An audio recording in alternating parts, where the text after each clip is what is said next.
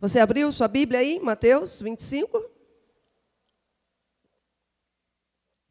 Diz assim: o reino dos céus será, pois, semelhante a 10 virgens que pegaram suas candeias e saíram para encontrar-se com o noivo.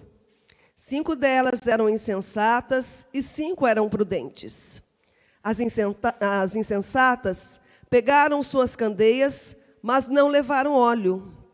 As prudentes, porém, levaram óleo em vasilhas, junto com suas candeias.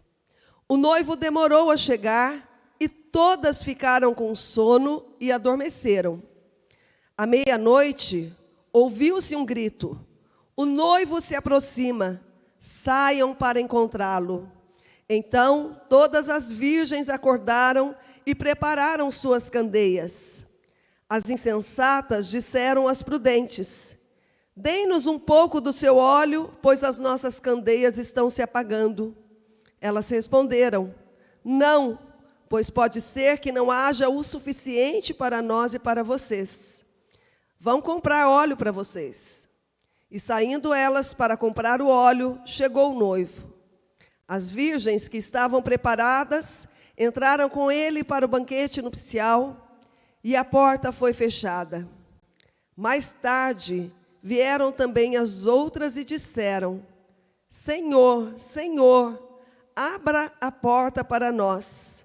Mas ele respondeu: a verdade é que não as conheço. Portanto, vigiem, porque vocês não sabem o dia e nem a hora. Amém? Você pode curvar a sua cabeça mais um instante para estarmos orando? Pai, em nome de Jesus, como é preciosa, Senhor, a Tua palavra, como é rica a Tua palavra, Senhor. Neste momento, ó Deus, estamos aqui na Tua casa, assentados, ó Deus, realmente aos Teus pés, para ouvir, ó Deus, aquilo que o Senhor tem para falar conosco, Pai. Que o Senhor possa se revelar a cada coração, que o Senhor possa abrir os nossos olhos, que o Senhor, ó Deus, possa trazer quebrantamento no nosso meio, Pai, para que essa palavra realmente caia no coração, ó Deus, de cada um aqui, trazendo, ó Deus, transformação, trazendo renovo, trazendo restauração, Senhor, trazendo, ó Deus, aquilo que o Senhor quer, ó Deus, aquilo que o Senhor tem preparado. A palavra é Tua, Pai, a igreja é Tua. Tu tens liberdade neste lugar, Senhor, de falar, de agir conforme Tu queres, Pai. Eu sou tão somente, Senhor, um instrumento nas Tuas mãos. Que o Senhor possa usar dos meus lábios, ó Deus, neste momento. Que o Senhor possa me dar autoridade e ousadia para falar, ó Deus, da Tua palavra com liberdade neste lugar, ó Deus. De maneira que alcance corações sedentos aqui nesta noite, Pai. Eis aqui a minha vida, Senhor. Usa, Senhor, da maneira que Tu queres, em nome de Jesus. Amém. Alguns domingos atrás, nós estávamos aqui no culto pela manhã, e o Ministério de Louvor estava ministrando os louvores aqui, e eles começaram a cantar uma música, que o nome é Pode Morar Aqui. E essa música começa assim: as minhas lamparinas estão acesas, só estou esperando o barulho dos teus passos, em direção à porta. No momento em que nós estávamos cantando essa música, o meu coração foi tomado assim, de uma forma maravilhosa, de poder sentir, parecia que o próprio Deus estava aqui, passeando no nosso meio, e foi algo sobrenatural vindo sobre a minha vida. E quando eu estava cantando assim, como um filme, veio à minha mente essa parábola das 10 virgens, que nós acabamos de ler. E nessa parábola, Jesus, ele faz uma comparação com a nossa vida, com a vida cristã. Jesus usava muito de parábolas nos seus ensinos. Usava uma ilustração ou usava uma história real, verdadeira, para trazer um ensinamento para o povo, um ensinamento para a sua igreja. E nessa parábola diz que 10 moças, 10 virgens, pegaram as suas lamparinas e saíram para encontrar o noivo. 5 delas eram prudentes e 5 eram imprudentes. As prudentes eram aquelas precavidas, aquelas que se preparam tudo antes, aquelas que pensam em tudo antes de sair, antes de tomar uma decisão. E sendo prudentes, elas pegaram as lamparinas e pensaram: é bom levar um azeite reserva. Caso acabe, nós vamos ter o azeite e a lâmpada não vai se apagar. Mas as imprudentes são aquelas que são desprovidas, aquelas que são despreocupadas. Talvez na preocupação de se arrumar e sair logo para ir encontrar o noivo, simplesmente viram a lamparina, pegaram a lamparina ali, havia uma chama, e elas saíram e foram encontrar o noivo também. A parábola diz que no caminho elas ficaram cansadas. E elas então sentiram sono e dormiram. Mas à meia-noite ouviu uma voz dizendo: o noivo está chegando. Todas elas pegaram a lamparina, acenderam as lamparinas, mas naquele momento as imprudentes perceberam que o azeite que havia na lamparina estava se acabando, e a chama estava se apagando. E elas chegaram para aquelas moças que eram prudentes e falaram: me empresta um pouco do seu óleo, me empresta um pouco do seu azeite. E a resposta foi: não. Por quê? Talvez se eu emprestar para você, falte para mim. E aquelas imprudentes então saíram no meio da noite à procura de azeite.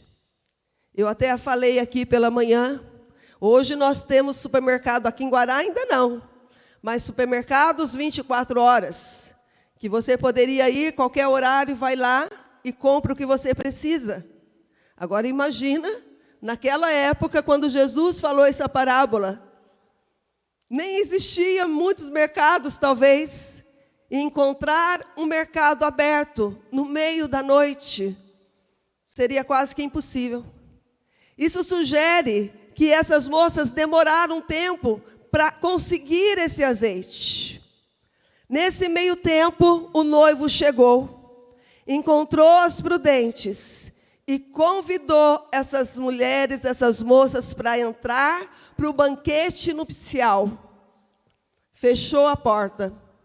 Passado um tempo, as outras 5 chegaram e começaram a bater a porta e pediram: abre porque queremos entrar. Mas o noivo respondeu: não as conheço. O tempo já havia passado, elas tinham que estar preparadas, mas não estavam. Ele veio e não encontrou essas moças como deveriam estar, e elas não puderam mais entrar. Essa música que eu falei para vocês, que nós estávamos cantando, eu chorei demais ali no momento da ministração do louvor, falou muito forte comigo a letra da música, mas ao mesmo tempo é como se acendesse uma luz sobre a minha cabeça, como se desse um start, e uma pergunta e um temor surgiu no meu coração. Será que eu tenho azeite suficiente para que a minha lamparina esteja acesa até a volta de Jesus?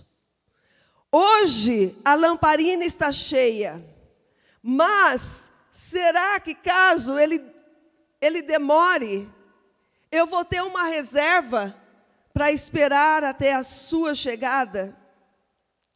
Não importa o tempo que demore, A parábola diz que realmente o noivo demorou, mas quando ele chegar, a lamparina ainda estará acesa. Não importa os percalços, não importa as dificuldades, as circunstâncias que nós vivemos, os leões que nós temos que matar diariamente, aquilo que nós temos que enfrentar diariamente. O fato é, será que quando o noivo chegar para buscar a sua igreja, a lamparina estará acesa? Haverá fogo na lamparina? O tema de hoje: não deixe que a chama se apague. Uma irmã muito querida, hoje pela manhã, chegou aqui na igreja e falou assim: Heloíde, eu vi o tema, e eu tinha uma lamparina na minha casa e eu trouxe para você. E ela falou, ó, isso aqui. E ela me deu, depois eu corri ali nela e falei assim, mas como é que acende a lamparina? Ela falou, olha, tem um recipiente aqui, você coloca óleo nesse recipiente, coloca fogo ali e a lamparina vai se acender. Ela falou que um recipiente cheio dura, em média, 10 horas. Depois o fogo vai se apagando. Certo? E até uma irmã sugeriu, falou, você usou a lamparina apagada de manhã, acende agora à noite. Eu falei, não vou arriscar. Porque, de repente, o fogo vai acontecer, o fogo errado aqui. Vai pegar fogo na igreja e não na lamparina. Nunca acendi um negócio desse. Mas você consegue imaginar aquilo que nós estamos falando? Não há uma fagulha de fogo aqui, ó. E se tivesse acesa, duraria apenas 10 horas. Eu teria que repor azeite para que ela continuasse acesa. Isso no nosso tempo não se usa, né? Só quem vai ir naquelas roças bem longe mesmo, que você vai encontrar uma coisa dessa. Mas naquele tempo não havia luz elétrica. Para iluminar o caminho, eles precisavam de uma lamparina. E precisava estar acesa. Então, o tema de hoje, não deixe que a chama se apague. Eu gosto muito de cozinhar, gente. Tem alguém aqui, como eu, que gosta de cozinhar? A Donara, eu sei, que faz coisas deliciosas, ó. Tem aqui, ó, gente que gosta, mas a maioria já vi que não gosta, gente. Mas, para mim, é um hobby, gente, é um prazer.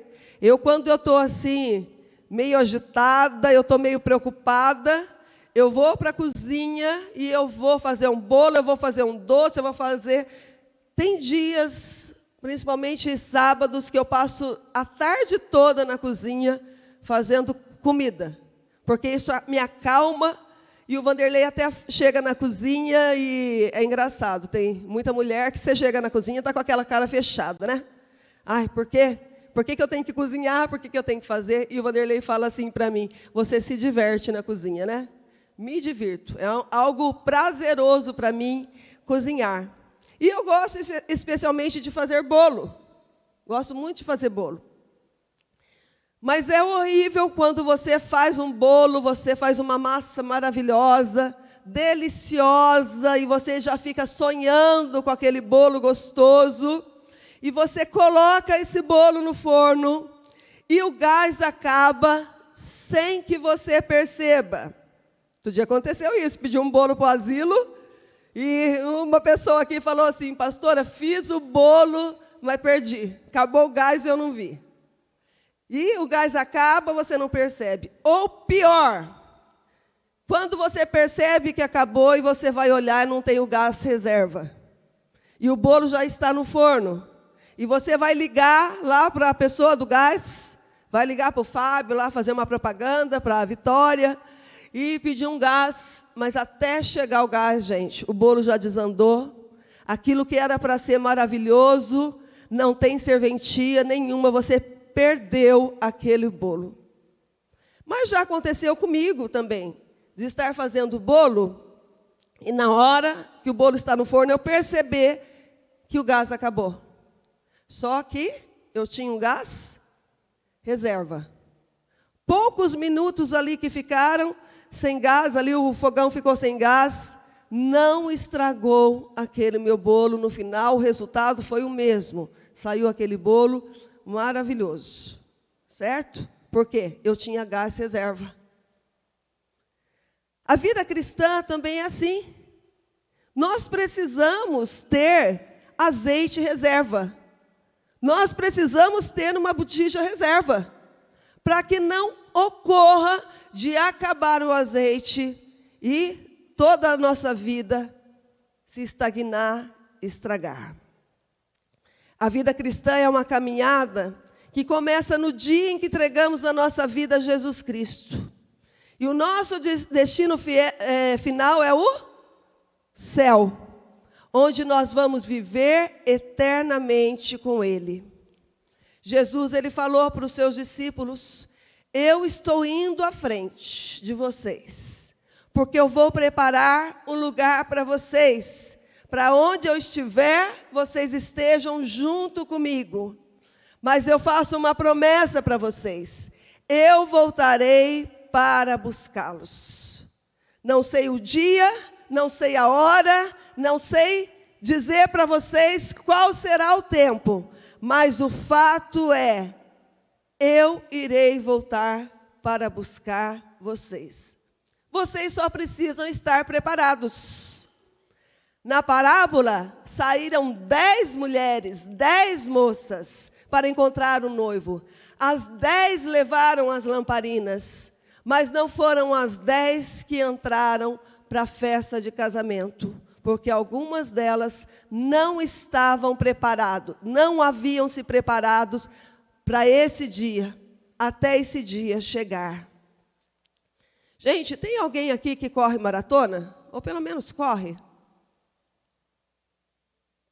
Oh, que bênção, de manhã não tinha ninguém, gente. William. Eu tenho um irmão que ele gosta muito de correr, ele corre, já correu várias maratonas, aí até fora do Brasil ele gosta de correr. E é algo impressionante que ele entra às 7 da manhã no trabalho, então o que ele faz? Ele acorda mais cedo todo dia, faça chuva, faça sol, faça frio, faça calor, e ele sai para correr e chegar antes do seu horário de trabalho. Se porventura não deu para ele correr de manhã, no horário do almoço dele, que é um horário curto, ele vai, coloca a sua roupa, pega o seu tênis e corre, pode ser o sol lá das 11 do meio-dia, e sai para correr.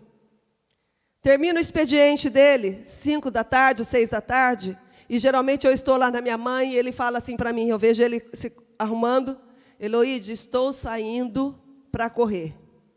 E isso não é um dia, gente, não são 2 dias, são todos os dias. Segunda a segunda, ele faz isso, sai para correr. Por quê? É uma preparação para as maratonas que ele participa. Mas você já assistiu uma maratona na TV ou aí mesmo ao vivo? Geralmente, quando é dada a largada para uma maratona, quem que sai correndo na frente?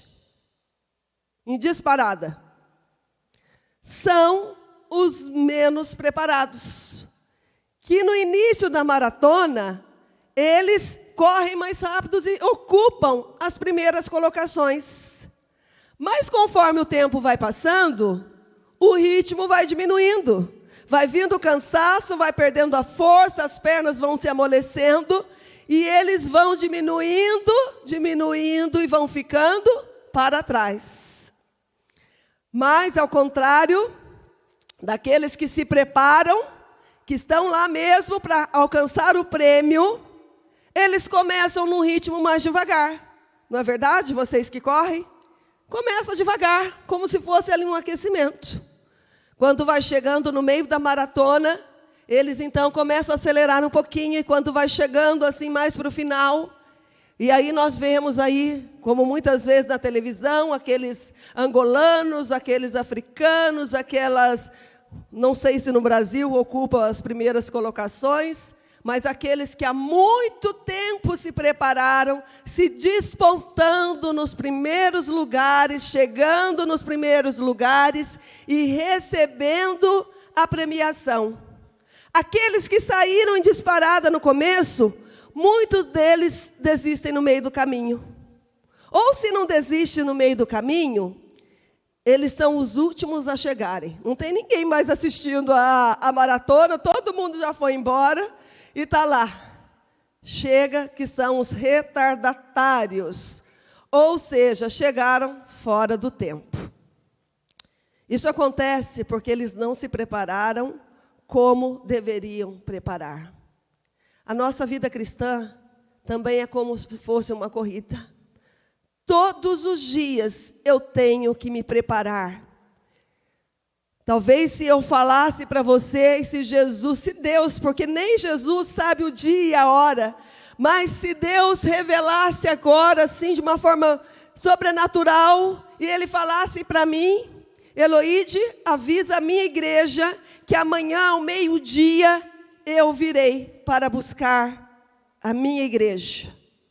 Gente, o que teria de gente que ia chegar aqui, pastor, por favor, deixa eu ficar na igreja, eu preciso orar, eu preciso buscar, eu preciso confessar os meus pecados, eu preciso fazer isso. Tem gente que ia ficar apavorado em saber que Jesus iria voltar. Por quê? Ao longo dessa caminhada de vida cristã, não se prepararam. Então, nós precisamos estar preparados. Não adianta você falar para mim também, talvez aqui o William que falou para mim que corre, há 10 anos atrás ele corria 30 quilômetros por dia. Só que já faz 10 anos que ele não corre. E ele então chega e fala assim, eu vou correr uma maratona. Ele não vai conseguir também chegar até o fim.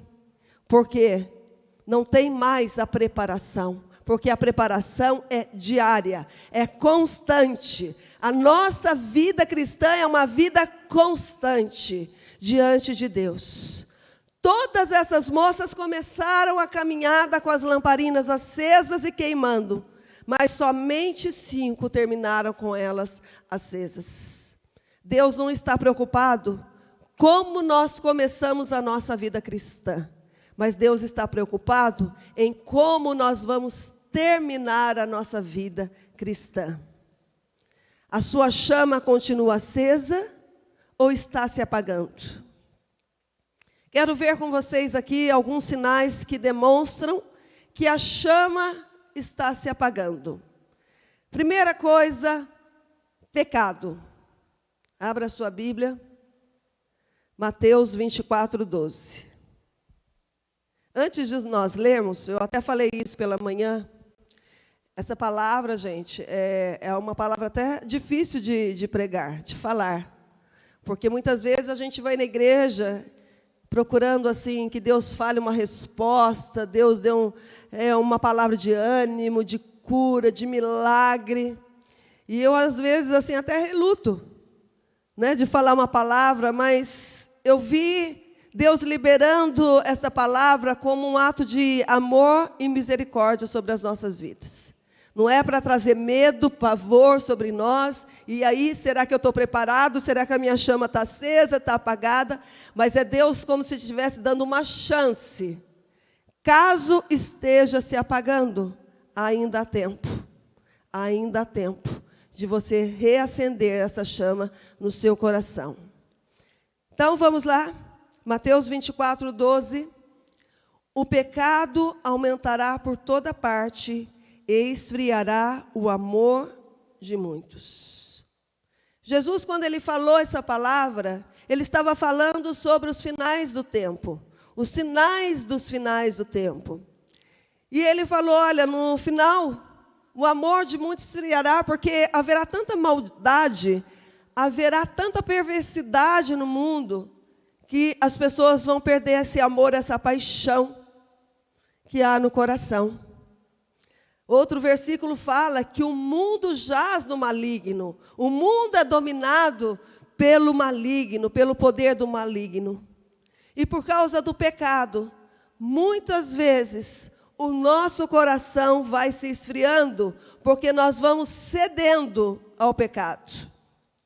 Muitas vezes não é o pecado em si, mas os filmes, as séries, as rodas de conversa, os ambientes que muitas vezes nós frequentamos, que ensinam valores contrários à palavra de Deus, nós sabemos que é errado, mas mesmo assim, nós deixamos entrar na nossa casa, nós deixamos entrar na nossa vida e acabamos aceitando o pecado com naturalidade na nossa vida. Nós precisamos tomar cuidado para não nos acostumar com o pecado. Sabe quando nós entramos numa casa e tem algo na casa, um cheiro esquisito, um cheiro estranho na casa, e talvez por conveniência você fica quieto, você não tem nem tanta liberdade com aquela pessoa e fala, olha, tem alguma coisa cheirando mal aqui. E você então fica quieto.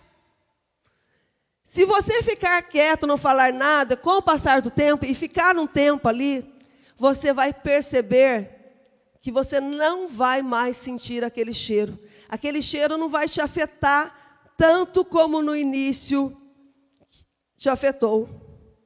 A mesma coisa é o pecado. No princípio é horrível. É horrível. Mas, se não nos afastarmos, se não fecharmos as portas, se não fecharmos as brechas, com o tempo aquilo se torna normal. Eu não sei como era antigamente, mas nós estamos vivendo num tempo, dias de tanta maldade, tanta perversidade, que os certos estão errados e os errados estão certos. Os certos, os corretos, estão sendo punidos. Os errados estão sendo aplaudidos. Mas nós precisamos entender que Deus, Ele odeia o pecado. O pecado, a Bíblia fala que o pecado faz separação entre nós e Deus. É como se fosse água e óleo. Tenta misturar água no óleo, eles não se misturam. Assim é o pecado com Deus, porque a Bíblia fala que Deus é santo. Deus é santo e Ele não condiz com o pecado. O pecado, ele vai endurecendo o nosso coração. O pecado vai cauterizando a nossa mente. E talvez aquilo que um dia foi muito ruim, horrível para você, hoje já não é tão ruim. Você tolera, você permite isso entrar na sua vida, entrar no seu coração, entrar na sua casa. Vanderlei, outro dia pregando, ele contou de uma experiência que nós passamos ali na nossa casa. Gente, nós assistimos televisão. Nós assistimos séries. Tá certo que eu assisto depois de não sei quanto tempo, eu já está lá na 10ª, na 20ª, daí eu vou assistir de novo, mas eu assisto TV. E nós começamos a assistir uma série que a princípio não tinha nada de errado, uma série, eu gosto muito de série policial, e era, se eu não me engano, uma série de bombeiro, muito legal.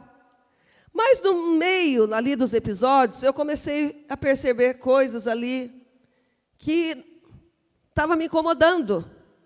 Coisas que eu sabia que estava ali em desacordo com a vontade de Deus, a palavra de Deus, eu sabia que era errado. E um dia eu falei para o Vanderlei, Vanderlei, gente, só para deixar claro aqui, eu não mando no meu marido, tá? Senão vocês vão pensar aí, ela falou e ele fez. Não mando no meu marido. Mas eu falei, amor, eu não quero mais assistir essa série aqui. Não quero, porque o espírito que está sobre isso. Eu tenho filho jovem, tenho filho adolescente. Eu não quero esse espírito errado dentro da minha casa. Não quero esse espírito de erro na minha casa. Nunca mais nós assistimos um episódio dessa série. Por quê? Nós precisamos nos afastar. Afastar pecado é um sinal de que a chama está apagando no seu coração. 1 João 5:21. Meus queridos filhos, afastem-se de qualquer coisa que possa tomar o lugar de Deus no coração de vocês. Nós precisamos tomar cuidado para não entrar nesse caminho. Quantas pessoas você conhece que um dia estava na igreja, pessoas fervorosas, adoradores, servos de Deus, mas que hoje já não estão? Quantas pessoas que você conhece que estavam firmes na igreja, mas um dia sentiram o desejo, tiveram a curiosidade de experimentar o que o mundo tem oferecido e mergulharam no pecado. O coração se esfriou, a chama se apagou. A Bíblia fala: afaste de qualquer coisa que tome o lugar de Deus no seu coração. Amém? Segundo sinal de que a chama está se apagando, distrações. Lucas 14, 16 a 20 diz assim: Jesus respondeu: certo homem preparou um grande banquete e convidou muitas pessoas. Quando tudo estava pronto, seu servo foi avisar os convidados: venham, está na hora da festa, tudo está pronto. Mas todos eles começaram a dar desculpas um por um. O primeiro disse: acabei de comprar um campo e preciso vê-lo. Peço que me desculpe. Outro disse: acabei de comprar 5 juntas de bois e quero experimentá-las. Peço que me desculpe. Outro disse: acabo de me casar e por esse motivo não posso ir.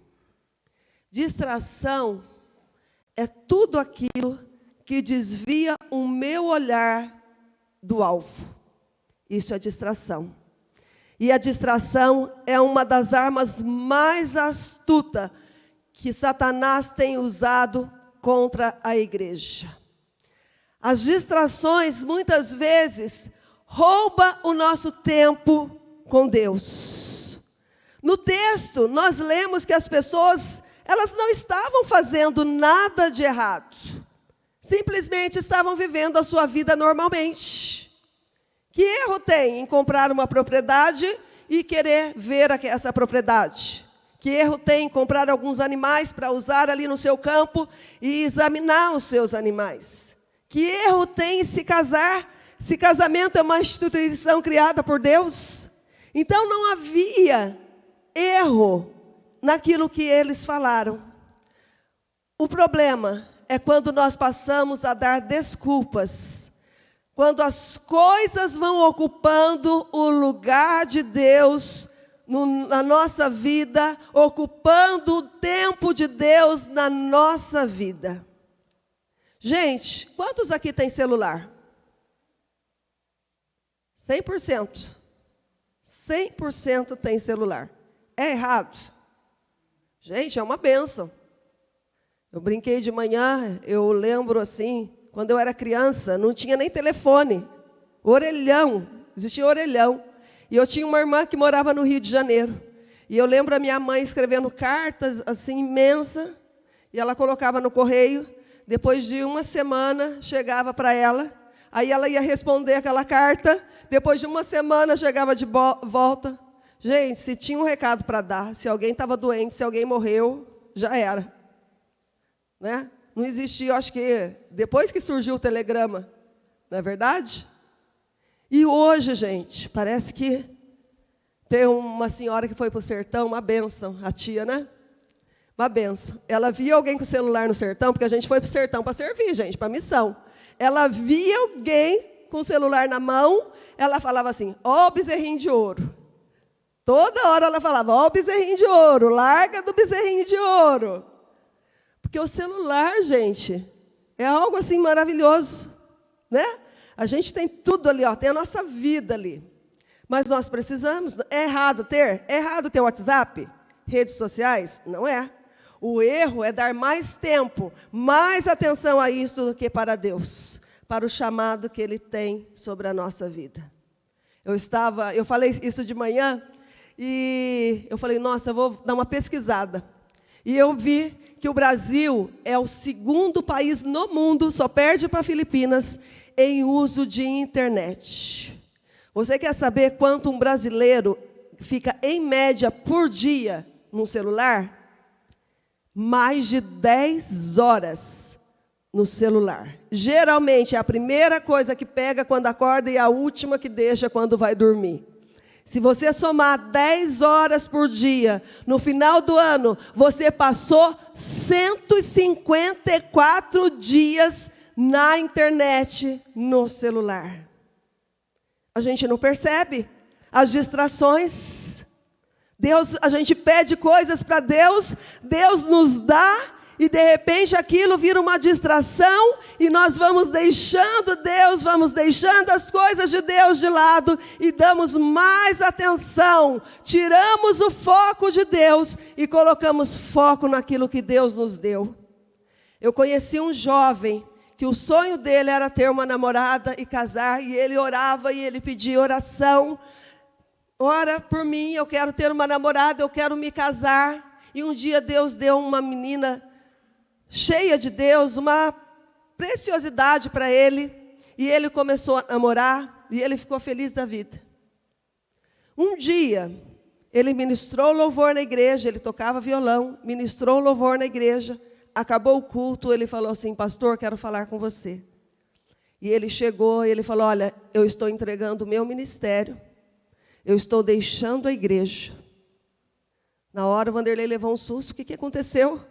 Que eu não estou sabendo, o que houve? E ele falou assim: é que a igreja, o ministério, está atrapalhando o meu namoro. E deixou o altar, por causa da bênção. Deus tinha dado uma bênção para ele, mas ele trocou, se distraiu e deixou o altar de Deus. Nós precisamos tomar cuidado. Nós pedimos bênção, Deus abre porta de emprego, Deus abençoa a empresa, e de repente a gente vai ganhando dinheiro, e agora eu tenho dinheiro para sair, eu tenho dinheiro para viajar, eu tenho dinheiro para ir em restaurante, eu tenho dinheiro para passear, e vou deixando Deus de lado, vou deixando a obra de Deus de lado. Distrações. E isso vai apagando a chama no nosso coração. Lucas 10, 38 a 42 fala assim: e aconteceu que, indo eles de caminho, entrou numa aldeia, e certa mulher, por nome Marta, o recebeu em sua casa.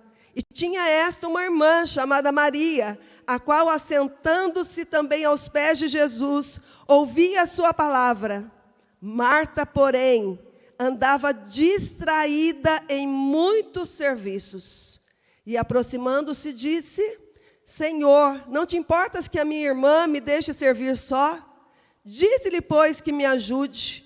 E respondendo Jesus, disse-lhe: Marta, Marta, estás ansiosa e afadigada com muitas coisas, mas uma só é necessária, e Maria escolheu a boa parte, a qual não lhe será tirada. É errado ter coisas? É errado fazer coisas, aproveitar a sua vida, ter um momento de lazer na sua vida? Não é errado. O erro está quando nós deixamos Deus em segundo plano nas nossas vidas. Começamos a nos afastar dele. E quando nós não passamos tempo com Deus, a chama tende a se apagar. Cuidado com as distrações. Pode apagar a chama no seu coração. Terceiro sinal de que a chama está se apagando: frieza espiritual. Apocalipse 2, 2 a 4. Eu sei o que vocês têm feito. Sei que trabalharam muito, aguentaram o sofrimento com paciência. Sei que vocês não podem suportar pessoas más. E sei que puseram à prova os que dizem que são apóstolos, mas não são. E assim vocês descobriram que eles são mentirosos. Vocês aguentaram a situação com paciência, sofreram por minha causa, sem desanimarem. Porém, tenho uma coisa contra vocês: é que agora vocês não me amam como me amavam no princípio. Podemos traduzir frieza espiritual como perda da paixão pelo Evangelho. Perda do primeiro amor. É o desânimo que muitas vezes surge no meio da caminhada. E sabe como eu falei na maratona? Você vai ficando cansado, desanimado e você vai diminuindo o ritmo dos seus passos. Vai diminuindo até parar. Esse texto que nós lemos é a carta de Deus para a igreja de Éfeso. E se vocês repararam ali, deram atenção ao texto, essa era uma igreja politicamente correta. O que quer dizer isso? Não havia pecado no meio da igreja. Eles seguiam à risca as leis, os ensinamentos de Jesus, estavam fazendo tudo certo, mas a Bíblia fala que nós vemos o exterior, mas Deus olha o nosso coração. Deus olhou para aquela igreja, para a igreja de Éfeso, e Ele falou: eu tenho uma coisa contra vocês. Vocês não me amam como no princípio. Vocês me amam. Ele não falou que assim, vocês não me amam mais. Vocês me amam sim, mas já não me amam com a mesma intensidade que me amavam no princípio. A frieza espiritual, gente, ela não é assim, do dia para a noite. É no dia a dia que o coração vai esfriando, você vai se tornando frio. Um dia você passa sem orar, 2 dias você passa sem orar, você sente falta, mas fica uma semana sem orar. Você nem vai se lembrar mais, não vai sentir falta de ler a palavra de Deus, de buscar a palavra de Deus, de procurar se encher da presença de Deus, se encher do Espírito Santo de Deus. E aos poucos ela vai apagando essa chama, vai esfriando o seu coração, vai esfriando o seu coração. Quantos aqui se lembram do dia da sua conversão? Gente, foi algo maravilhoso? Quantos aqui foi algo impactante? Eu cresci numa igreja, desde bebezinha eu fui para a igreja. Mas o dia que eu tive uma experiência com Jesus, de entregar a minha vida a Jesus, eu já estava quase para casar. E foi algo que incendiou o meu coração, gente. Eu brinco que a gente queria pregar até para o cachorro, não podia ver uma pessoa, não podia achar um par de orelha, que você queria falar do amor de Deus para aquela pessoa. Você acordava às 5 da manhã, você orava, você lia a Bíblia. Eu cheguei a ler a Bíblia em 2 meses, a Bíblia inteira. Eu li em 2 meses. Eu até ganhei, porque nós fizemos uma brincadeira, uns amigos aqui. Quem ler a Bíblia, terminar de ler a Bíblia primeiro, vai ganhar uma Bíblia. Naquela época era uma Bíblia top, né? Top de linha. E eu falei assim, eu vou ganhar essa Bíblia em 2 meses, gente. Tinha gente que estava lá no livro ainda de Êxodo, e eu já estava terminando de ler a Bíblia em 2 meses. Ganhei, tenho até hoje, é um xodó essa Bíblia minha. Está guardada lá em casa. Mas você estava com o coração queimando. Seu coração queimava, você queria orar. Vigília, gente, você não perdia uma vigília, você não perdia um culto, você estava ali, culto de segunda a segunda, e você estava lá, eu trabalhava o dia inteiro, segunda a segunda eu estava na igreja, eu queria estar lá, o coração queimava. Eu lembro de uma história, gente, assim, algo que aconteceu nessa caminhada minha, que eu e Vanderlei, nós dirigíamos um grupo familiar lá no Jardim do Vale. Na época que o Jardim do Vale não tinha estrutura nenhuma. Não tinha asfalto, não tinha luz elétrica, não tinha nem rede de esgoto ali na rua. Estava começando o bairro e foi aberto na casa de uns irmãos, um grupo familiar. E todo sábado nós íamos para lá. Pregar a palavra, ensinar a palavra para os irmãos. E teve um dia, um sábado, que choveu tanto. Sabe aquela chuva o dia todo? Choveu, choveu e foi chegando o horário de irmos para a reunião e a chuva não parava, e a gente ficava assim, vamos ou não vamos? Naquela época não tinha celular, tá, gente? E na casa também não tinha telefone, não tinha nem como avisar. Não tinha celular. Vamos ou não vamos? Mas e se os irmãos forem? E chegar lá a gente não está? E, sabe, falar, vamos. pegamos o nosso carro. Quando nós chegamos no bairro, as ruas estavam inundadas, cheias d'água.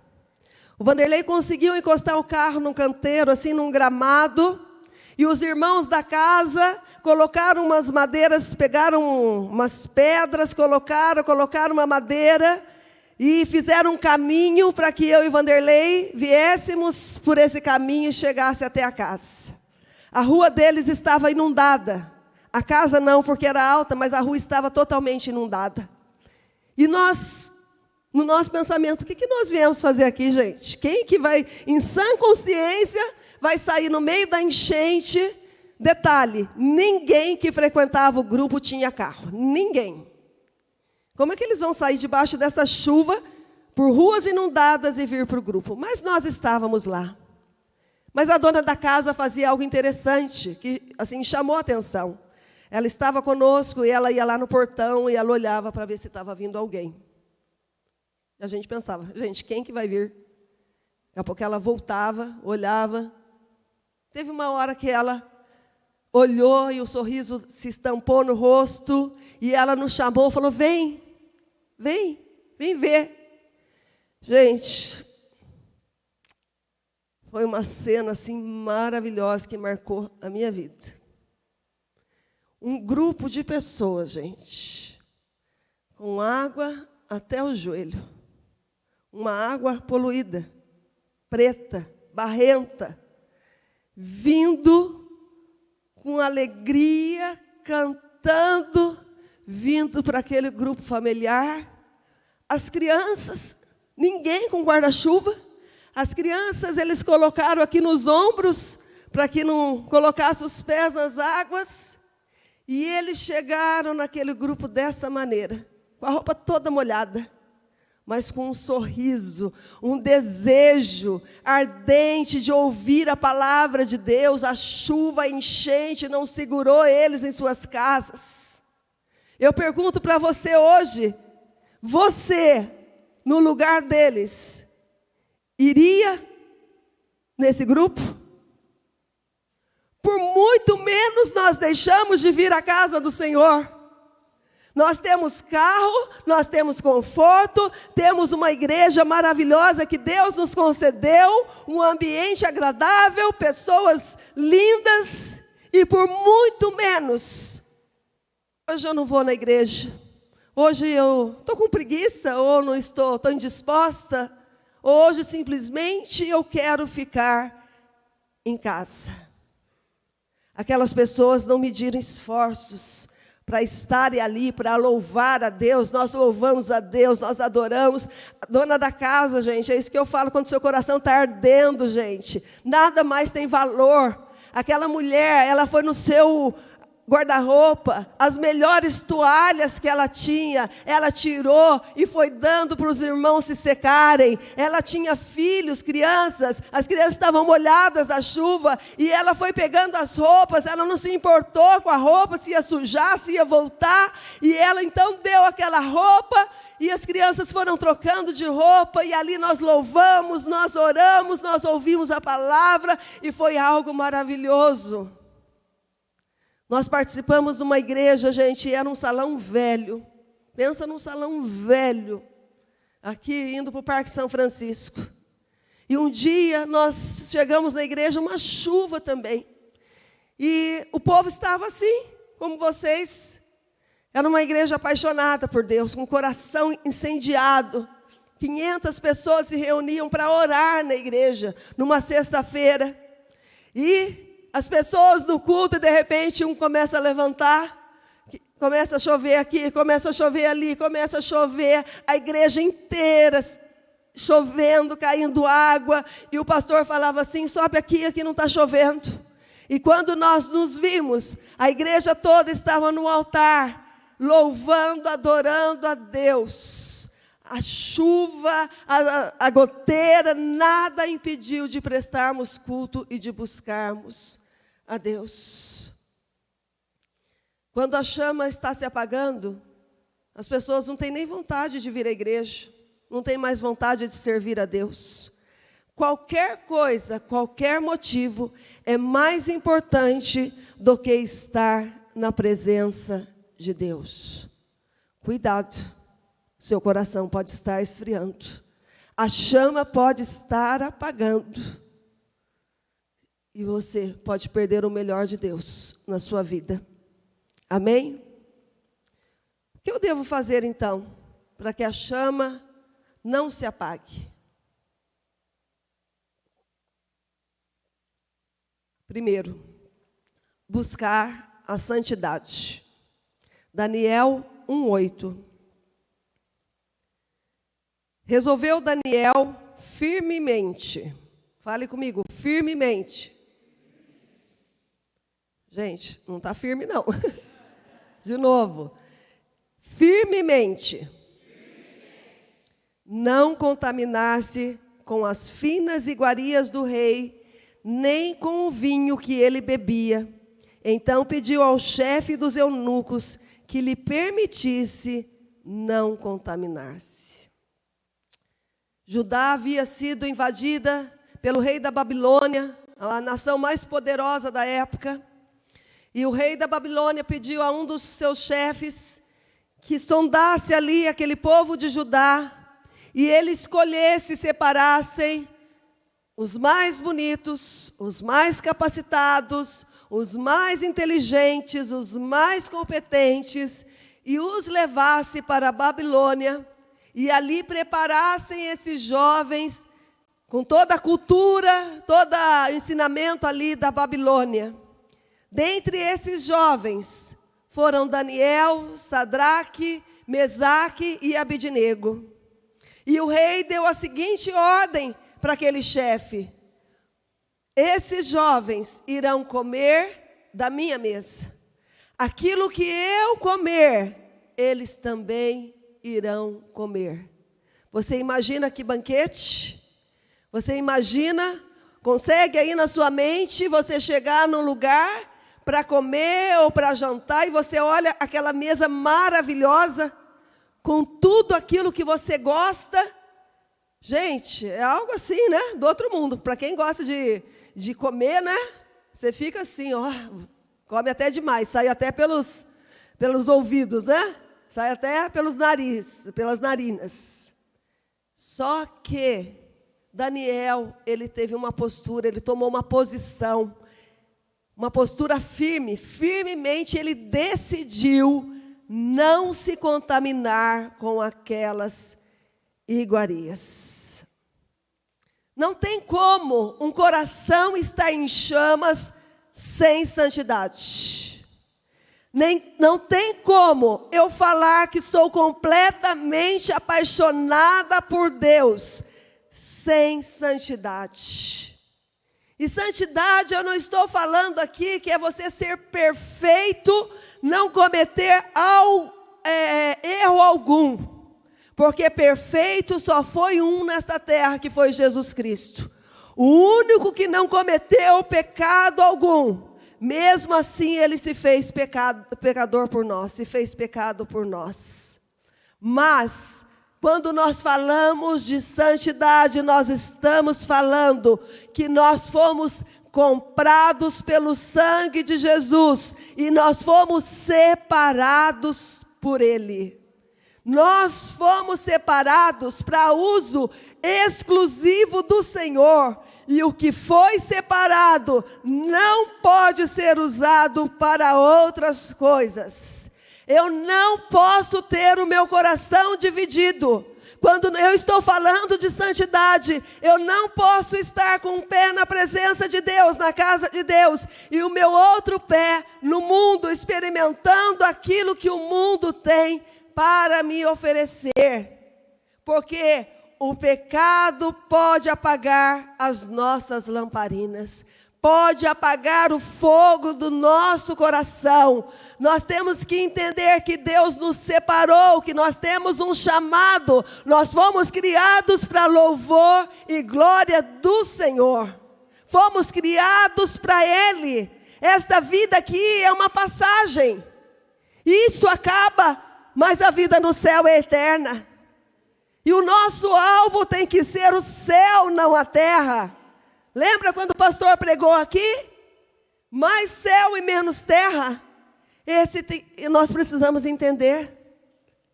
E nós precisamos nos santificar. Efésios 4, 22 a 24 diz assim: portanto, abandonem a velha natureza de vocês, que fazia com que vocês vivessem uma vida de pecados e que estava sendo destruída pelos seus desejos enganosos. É preciso que o coração e a mente de vocês sejam completamente renovados. Vistam-se com a nova natureza, criada por Deus, que é parecida com a sua própria natureza e que se mostra na vida verdadeira, a qual é correta e dedicada a Ele.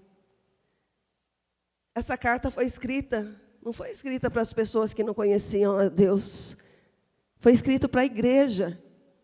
E Ele falou: abandone a velha natureza, se revistam do novo, da nova vida que Deus nos deu.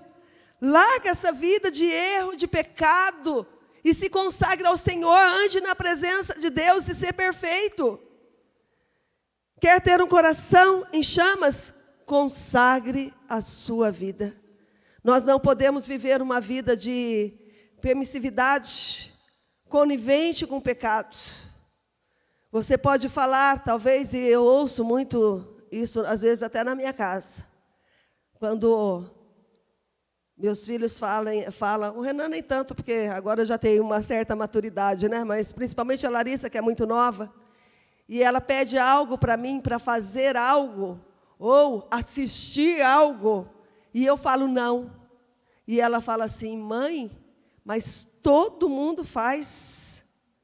Ou mãe, todo mundo vai.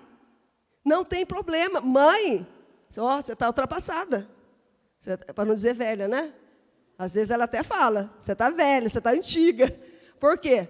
Hoje em dia é normal, não tem nada de errado, mãe, fazer isso.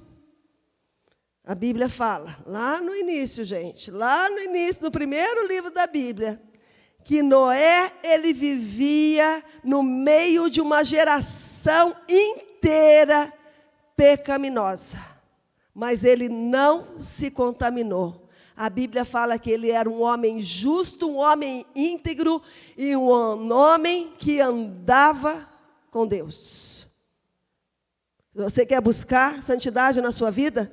Anda com Deus, busque a Deus, ande na presença de Deus.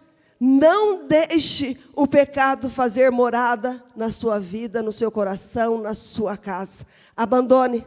Não convém mais a nós, que fomos salvos por Cristo Jesus, ter essas atitudes, ter esses comportamentos, ver muitas coisas que, às vezes nós vemos coisas que vai contaminar o nosso coração, vai roubar essa santidade, essa presença de Deus na nossa vida. Nós precisamos buscar santidade na nossa vida. Segunda coisa, nós precisamos ter intimidade com Deus. Êxodo 33, 11. O Senhor falava com Moisés face a face, como quem fala com um amigo. Intimidade fala de proximidade, de um relacionamento estreito entre duas pessoas. Ter intimidade com alguém é conhecer essa pessoa profundamente. É você passar tempo com essa pessoa, é você saber o que a pessoa gosta, é saber o que a pessoa quer. Você já convidou alguém para ir na sua casa e você queria agradar tanto essa pessoa e você fez uma comida especial para ela? Uma vez nós fomos convidados por uns irmãos muito queridos de uma outra cidade para jantarmos na casa deles. E pensa de uma mulher que gostava de cozinhar, gente, apaixonada por cozinha. E nós saímos aqui de Guará, nós 4, e chegamos na casa da mulher, e ela falou assim para o Vanderlei: pastor, preparei um jantar especial para o senhor. Olha, tudo que tinha de bom aqui eu fiz. E o Vanderlei, né, glória a Deus, né? Vou passar bem na casa hoje. E nós sentamos à mesa para jantar. Gente, Meu marido já falou aqui que ele é trivial, ele não é enjoado, ele é trivial, tá? Trivial, ele gosta do trivial. O Renan também, ele gosta do trivial. E a Larissa também gosta do trivial. Só eu que gosto de tudo. Só eu em casa. Quando nós sentamos na mesa, gente, a mulher falou, olha, pastor, fiz esse peixe ensopado para o senhor, eu fiz esse arroz, eu fiz essa farofa. Farofa tinha tudo, tinha banana, tinha tudo que a pessoa pôde colocar ali, e fez aquele arroz todo colorido, e fez uma carne cheia de coisa. E eu falei, meu Senhor, já vi que eu vou passar vergonha hoje. Gente, o Vanderlei tentou pegar um pedaço de carne e separar o que ele não gostava, que era a maioria, e comer. O Renan, ele já é curto assim, não comeu, não quero. E a moça percebeu, né, a mulher percebeu, falou, ai, pastor, fiz com tanto carinho. Aí ele falou assim, irmã, eu sou um pouquinho enjoado. Sou um pouquinho enjoado. Está maravilhoso aqui, é que sou eu, o problema sou eu. Aí ela veio com a sobremesa. Falou, não, a sobremesa o senhor vai amar. E ela veio, então, gente, pensa numa torta de nozes maravilhosa. Meu marido não gosta de torta de nozes. O Renan não gosta de torta de nozes. A Larissa não gosta. Aí, para a noite não ficar ruim, ela falou assim, pastor, já sei, não acertei nada, vou pegar um chocolate para o senhor. E ela vem com uma barra de chocolate, cheia de castanha, de uva passa, de não sei o quê. Gente, foi algo vergonhoso, vergonhoso, por quê? Por quê? Nós conhecíamos a pessoa, mas não tínhamos intimidade com ela. Então, ela não sabia o gosto. Se eu for na casa do Daniel com a Sandra, sabe o que a Sandra vai fazer para o Vanderlei? Arroz, feijão, coxa e sobrecoxa frita, salada de alface e tomate. Não é? Quando o Vanderlei fala que está com vontade de comer a comida da Sandra, ela já sabe o que ela tem que fazer. Ou um churrasco, né? Também vai bem. Por quê? Muito tempo. 30 anos andando junto, caminhando junto, frequentando a casa, intimidade. Certo? Então, você conhece o gosto da pessoa. Uma pessoa não se torna amiga se eu encontrá-la de vez em quando, esporadicamente. Outra coisa, eu posso saber tudo a respeito de uma pessoa. No entanto, eu não ser íntima dela. Eu até contei uma história de uma pregação que eu ouvi, que ele citou o exemplo. Gente, de manhã eu comecei a contar a história e parecia que eu estava falando de um ser do outro mundo. Daí eu parei e falei, gente, todo mundo sabe quem é essa pessoa? E eles não sabiam. Mas eu acredito que vocês saibam. Quem aqui conhece Cristiano Ronaldo? Conhece? O melhor jogador do mundo, por muitas vezes ainda, talvez seja o melhor jogador do mundo. Então, você pode ser o presidente do fã-clube do Cristiano Ronaldo. Você saber tudo a respeito da vida dele, o que ele come, o que ele gosta de fazer. Você pode falar, olha, eu lembro do primeiro gol que você fez quando você começou lá na adolescência. Eu lembro. Foi tal time. Eu sei quantos títulos você conquistou. Eu sei tudo de você. No entanto, se esse fã do Cristiano Ronaldo chegar na casa dele e bater lá e falar, olha, eu sou fã, sou presidente do fã-clube Talvez ele não entre. Talvez ele não tenha a chance de entrar na casa do Cristiano Ronaldo. Mas quem é amigo dele pode até nem saber quantos gols ele fez na carreira dele, quantas vezes ele foi o melhor do mundo, qual foi o primeiro gol. Mas se é amigo, se tem intimidade, ele chega, bate na porta e a porta se abre e ele entra. Às vezes tem tanta intimidade que o Cristiano Ronaldo está lá lá na Emirados Árabes jogando bola, e o amigo dele falou, estou aqui na sua casa. Ah, tá, pode entrar, pode ficar à vontade aí, não estou aí, mas pode usar a minha casa.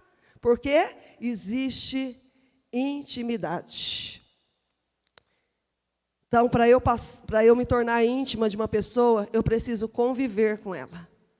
Eu tenho que ter muito tempo de conversa, de relacionamento, passar tempo. Então, ela se torna minha amiga e ela pode frequentar minha casa. Quanto maior a proximidade, maior é a liberdade que eu tenho com essa pessoa. Com Deus também é assim, gente. nós precisamos ter. Você quer ser íntimo de Deus? Você quer que Ele seja mesmo seu amigo fiel? A Bíblia fala que o Senhor, não era que Moisés falava com ele, o Senhor falava com ele face a face. Isso fala de intimidade. Como que eu posso ter intimidade com Deus? Falando com Ele, através da oração. E Ele falando comigo, através da oração. É eu buscando, eu lendo a palavra de Deus, eu procurando ouvir a voz de Deus, eu me enchendo da presença dEle, me enchendo do Espírito Santo de Deus. É isso que vai trazer intimidade. Sabe por que muitos corações já não ardem mais? Porque estão vivendo num relacionamento superficial com Deus. Já deixaram de orar como oravam antigamente, já deixaram de ler a Bíblia como liam antigamente, já não vem mais à casa de Deus, já não serve mais a Deus como servia antigamente. A chama vai se apagando. Preste atenção. Quanto mais perto, mais aquecido, mais fogo. Quanto mais longe, mais frio, menos fogo. Você quer que a sua chama esteja acesa, ardendo, até Jesus voltar? Busque intimidade com Deus, busque passar tempo com Ele, na presença dEle, conhecê-lo. Êxodo 34, 29 fala assim: ao descer o monte Sinai com as tábuas da aliança nas mãos, Moisés não percebeu que o seu rosto resplandecia, por ter ficado na presença de Deus. Moisés passava tanto tempo na presença de Deus, que o rosto dele brilhava, a ponto das pessoas olharem para ele e sentir medo, pavor. Tamanha era a presença de Deus na vida dele. Moisés era amigo de Deus. No livro de Atos, nós vemos ali que a igreja estava reunida. O que eles estavam fazendo no início ali? A igreja orava, a igreja orava, a igreja louvava, a igreja buscava a presença de Deus. Enquanto eles faziam isso, diz que de repente veio um vento veemente, impetuoso, encheu a casa onde eles estavam reunidos, e todos foram cheios do Espírito Santo. Se eles estivessem no lugar errado, não estivessem buscando a presença de Deus, talvez nunca teriam experimentado essa presença maravilhosa do Espírito Santo de Deus. Você quer ser cheio do Espírito Santo de Deus? Você quer ter um ouvido sensível à voz de Deus? Gaste tempo, crie intimidade com Deus. E você vai conhecer, como Jó falou um dia: hoje eu não te conheço somente por ouvir falar, por aquilo que os outros relatam ao teu respeito, mas hoje eu já te conheço porque eu te vejo, eu te sinto, eu te conheço. O Senhor é meu Pai, o Senhor é meu amigo, eu tenho de liberdade de entrar na tua presença a qualquer hora, em qualquer momento. Eu tenho liberdade de abrir a minha boca, abrir o meu coração, expor a minha vida a Ti, Senhor, porque Ele é o meu amado, Ele é o meu amado, Ele é o amado da minha alma, Ele é meu amigo, Ele é o meu Senhor, Ele é o meu pastor. Você quer isso para a sua vida? Eu quero estar cheia da presença de Deus, quero estar cheia do Espírito Santo de Deus, a ponto das pessoas, assim como olharam para Moisés, e a face dele brilhava, tamanha era a glória, porque ele estava na presença do Senhor, ele tinha acabado de estar na presença, de estar com Deus o Pai, o rosto dele, a face dele brilhava. Eu quero estar assim. Eu quero estar com a minha botija cheia de azeite. Eu quero que a minha lamparina esteja sempre acesa. Eu quero que não falte azeite na minha vida. Mas para isso, eu preciso ter intimidade, proximidade com o meu Deus. E por último, quer que essa chama se mantenha viva no seu coração? envolvimento com a obra de Deus. Mateus 5, 15 a 16. Ninguém acende uma lamparina e a coloca debaixo de uma vasilha. Pelo contrário, ela é colocada no lugar adequado e desse modo brilha para todos. Assim também a luz de vocês deve brilhar diante dos homens, para que vejam as boas obras de vocês e louvem o Pai de vocês que está nos céus. Muitas pessoas na caminhada cristã, um dia experimentaram isso que eu estou falando. O coração ardia. Servia a Deus, estava na presença de Deus, buscava a santidade na sua vida. Buscava essa presença viva do Espírito Santo na sua vida. Mas com o tempo essa chama foi se apagando. Sabe por quê? Porque elas foram parando e se estagnaram. Só que a Bíblia fala que Deus, Ele nos chamou para ser luz. E uma luz não pode estar escondida. Uma luz, ela tem que estar em cima, no monte, para que todos vejam essa luz. O livro de Atos, para mim, é um livro marcante, maravilhoso. Porque a partir do momento dessa experiência que os discípulos, os apóstolos tiveram ali, com a presença de Deus, do Espírito Santo de Deus, de serem cheios do Espírito Santo de Deus, a chama no coração deles foi acesa de tal forma, que eles se levantaram automaticamente e começaram a fazer a obra de Deus.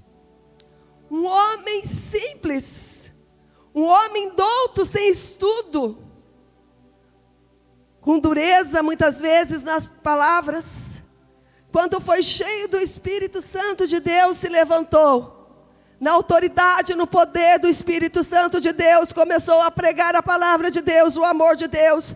3.000 almas se converteram naquele dia. Um milagre aconteceu através da vida deles, de um homem ser curado.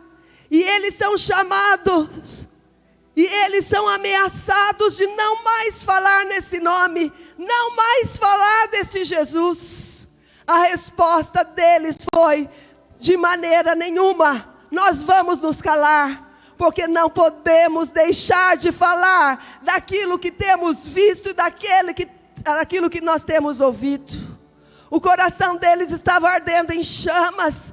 E eles então, destemidos, cheios de coragem, ousados, saíram por todas as partes, falando do amor de Deus, porque o coração deles estava em chama. Até o fim de suas vidas, eles estavam envolvidos com a obra de Deus. O azeite deles não se acabou, as lamparinas não se apagaram. Tentaram calar a voz deles. Muitos deles morreram crucificados como nosso Senhor. Outros degolados. Outros foram jogados nas covas, nas arenas e devorados por animais ferozes. Mas o coração deles continuava ardendo. Nem a morte calou a voz desses homens e mulheres de Deus, porque aquilo que eles fizeram ecoa até hoje sobre as nossas vidas. 2.000 anos se passaram aproximadamente, e a vida deles ainda fala na vida de muitas pessoas. São luz para muitas pessoas. Mas para que essa luz não se apague, para que o seu coração esteja em chama, nós não podemos ser um lago estagnado. Nós precisamos ser um rio de água vivas. Quanto mais nós damos, mais nós recebemos. Quanto mais nós dividimos e repartimos, mais Deus vai nos encher da presença dEle, do Espírito Santo dEle. Mas não é o que acontece na vida cristã. As pessoas vão parando, vão desanimando. Quantas pessoas abriram mão dos seus ministérios? Quantas pessoas abandonaram a igreja nessa pandemia? acharam que dá para viver sem Deus, sem estar na casa de Deus, sem servir a Deus. A vida continua. Mas o nosso coração tem que arder. Há uma obra de Deus a ser feita através da nossa vida. E Deus olha para nós hoje e espera que nós sejamos a luz para este mundo. Que sejamos o sal da terra para esse mundo. A nossa vida tem que fazer diferença na vida de pessoas. Quando nós doamos a nossa vida, quando nós aceitamos o ID do Senhor na nossa vida, Deus, Ele vai nos renovando a cada dia. Deus vai nos enchendo. Deus vai repartindo os dons dEle conosco a cada dia. E nós vamos sendo usados por Deus. E o nosso coração vai permanecer aquecido. Quantas pessoas que faz anos que não prega Jesus para uma pessoa. Hoje de manhã eu contei uma história de uma irmã. Há muitos anos na igreja ela entregou a sua vida a Jesus. E ela tinha vários filhos. Ninguém era cristão. E ela não perdia um culto. Uma senhora tinha um problema sério de coração. Ela não perdia um culto. Ela estava ali, ela orava. Tinha um grupo na casa dela. E ela então chegava na igreja. E ela separava uma fileira inteira da igreja. Ela sentava aqui na primeira e separava a fileira inteira. E a igreja enchia. E as pessoas falavam: irmã, por que essas cadeiras estão reservadas? Ela falava assim: aqui ninguém senta. São dos meus filhos. Eu tenho orado por essas cadeiras. Eu tenho orado pelos meus filhos. Eu tenho falado do amor de Deus para os meus filhos. Eles vão estar aqui um dia. Gente, um por um. Cada culto ela chegava. Eu trouxe meu filho, esse é meu filho. Essa é minha filha. E ela ganhou a casa inteira dela para Jesus. Filhos dela, essa irmã já faleceu, mas filhos dela hoje são pastores. Porque ela não se calou. O coração dela não deixou que essa chama se apagasse. Mas ela tinha uma necessidade o amor que foi derramado sobre a vida dela, ela tinha que repartir com as outras pessoas. A boca dela não podia calar, ela não podia ficar parada, estagnada. Você quer ter o seu coração em chama, se envolve com a obra de Deus, exerce o ministério que Deus entregou para você. Faça algo para Deus e a chama nunca irá se apagar. Quando eu terminava essa mensagem, que Deus falava ao meu coração, como aquelas mulheres responderam para as imprudentes, quando pediram azeite. Eu não posso dar o meu azeite para outra pessoa. Sabe por quê? A busca é individual. Eu não posso orar. Posso orar pela pessoa, mas não posso orar no lugar da pessoa. Eu posso falar da palavra de Deus para a pessoa, mas não posso ler a Bíblia no lugar daquela pessoa. Eu não posso falar de salvação para a pessoa, mas eu não posso salvar no lugar daquela pessoa. Mas hoje eu posso falar do amor de Deus, dar oportunidade para que pessoas ouçam e recebam dessa mesma salvação tão maravilhosa, essa graça tão maravilhosa que Deus estendeu sobre a minha vida. Hoje eu posso chegar para alguém que ainda não teve esse encontro maravilhoso e falar: Deus te ama, Jesus morreu na cruz para te salvar, Ele tem uma vida prometida para você, uma vida eterna. E aquela pessoa conheça Jesus através da minha vida. E aquela pessoa comece a buscar Jesus. E aquela pessoa seja cheia do Espírito Santo de Deus. E que ela tenha azeite sobre a vida dela também. Nós não podemos nos calar. A igreja muitas vezes fecha suas bocas e se acomoda. Mas Deus nos chamou para uma obra. Deus nos entregou algo na mão, um talento na mão. O dia que Ele voltar, o que nós vamos apresentar a Ele com aquilo que Ele confiou nas nossas mãos? Se envolva, Sirva a Deus, gaste a sua vida na obra de Deus, e o seu coração vai estar queimando, para quando o dia o noivo chegar, e Ele então nos convidar e falar: vinde benditos de meu Pai, entra para o gozo eterno, porque é a promessa que Ele tem sobre as nossas vidas. Amém? Queria que... Quer pegar aqui? Queria que você se colocasse em pé.